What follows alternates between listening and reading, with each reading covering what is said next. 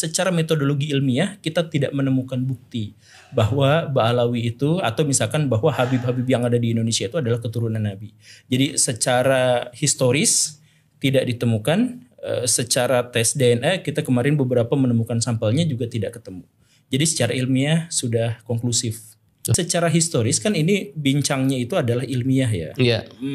Dalam metodologi ilmiah itu atau metodologi historis itu bahwa sesuatu itu disebut ada kalau ada catatannya. Kalau tidak ada maka disebutnya bukan historis atau semi historis. Gitu. Jadi misalkan apakah Wali Songo itu ada atau tidak ada? Nah ini sejarawan itu setuju bahwa Wali Songo misalkan ada, tetapi cerita-cerita tentangnya itu ahistoris. Tapi tokohnya itu ada, tapi ceritanya tidak. Kenapa? Karena tidak ada catatan sejaman. Jadi mau percaya mau enggak ya terserah. Cuman ini mah secara historis metodologinya tidak mengizinkan kita untuk mempercayai sesuatu yang tidak ada catatan paling awalnya atau catatan yang sezaman dengannya. Nah karena itu maka secara historis kita tidak menemukan ada sejarawan yang akan mendukung bahwa, saya mohon maaf ya, bahwa Ba'alawi itu ada rangkaian ininya itu ada. Itu gak ada secara historis. Jelas ada keturunan Nabi Shallallahu Alaihi Wasallam, gitu kan? Jadi ini tidak mungkin terputus. Kalau yang saya tahu, kalau siapa keturunan Nabi Shallallahu Alaihi Wasallam ya siapa saja yang punya jalur nasab kepada Nabi Shallallahu Alaihi Wasallam, gitu kan? Siapa saja. Ya memang kalau dia punya sanad, memang dia memang nasab, masuk jalur nasabnya, dia bilang ayah saya namanya fulan, kakek saya namanya dan sampai ke Nabi SAW, ya itu berarti keturunan Nabi SAW. Berlaku itu. Dan saya tahu kalau di Indonesia ini atau hampir di seluruh dunia ya, yang biasa diberikan julukan dengan habaib atau dipanggil habib, itu memang mereka punya jalur. Mereka punya jalur keturunan yang langsung ke Nabi. Menurut bahasa yang saya tahu dari teman-teman ini, itu memang sudah ditulis, memang dijaga jalur nasabnya. Kalau memang betul ya berarti mereka keturunan Nabi SAW. Dan itu tidak dipungkiri. Ya, mau di Yaman, mau di Indonesia, mau dimanapun, karena memang Nabi SAW memastikan ada keturunannya. Ya, kan? Ada keturunannya. Cuma ini mumpung kan ada pertanyaan seperti ini, saya ingin mengirim risalah saya dan melalui ceramah ini mudah-mudahan Allah ikhlaskan niat kita kepada para habaib, para saudara-saudara kita yang mengaku turunan Nabi Shallallahu Alaihi Wasallam. Yang kami harapkan sebagai pengikut Nabi Muhammad Shallallahu Alaihi Wasallam, antum ini para habaib berada di saf awal membela kakek antum. Gitu. Mestinya begitu.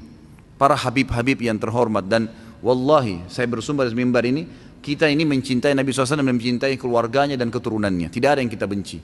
Ahli sunnah wal jamaah wajib mencintai keluarga Nabi SAW dan juga keturunannya. Kalau antum punya jalur nasab kepada Nabi SAW, antum orang yang paling pantas untuk kami cintai, dan kami selalu membacakan salawat untuk antum pada saat sholat. Tetapi yang sering tersebar di masyarakat, malah antum kebanyakan, tidak, ada orang-orang yang malah jauh dari ajaran kakeknya sendiri Nabi Muhammad SAW. Kenapa ini? Mestinya antum berada di saf awal, bukan malah orang-orang yang jauh dari keturunan Nabi SAW. Mestinya antum yang berada di saf-saf awal membela, mempertahankan kemurnian sunnah kakek kalian, Nabi Muhammad SAW. Ini enggak kita temukan banyak orang-orang yang bukan dari keturunan Nabi SAW mempertahankan kemurnian. Rasulullah kerjain, kita kerjain, tidak dikerjain, kita tidak kerjain. Datang orang yang mengaku Habib ini lalu melawan nih. Seakan-akan, kamu ini ngarang-ngarang.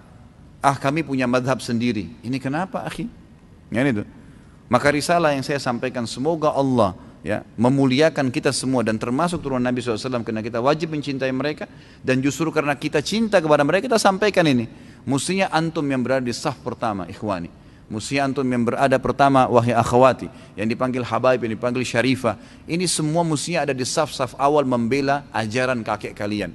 Jangan lagi malah antum yang menjadi pentolan Syiah, yang mencaci maki istri Nabi, istri kakeknya dicaci maki kok diterima, gitu kan? Yang mengkafirkan para sahabat Nabi, orang-orang yang menjadi sahabat. Kalau antum sendiri bersahabat dengan orang-orang, kemudian sahabat antum dicelah, berarti sebenarnya antum juga lagi dicela, antum salah pilih teman dong, gitu kan? Mestinya harus kita ini, antum ini harus yang di saf pertama, yang membela itu.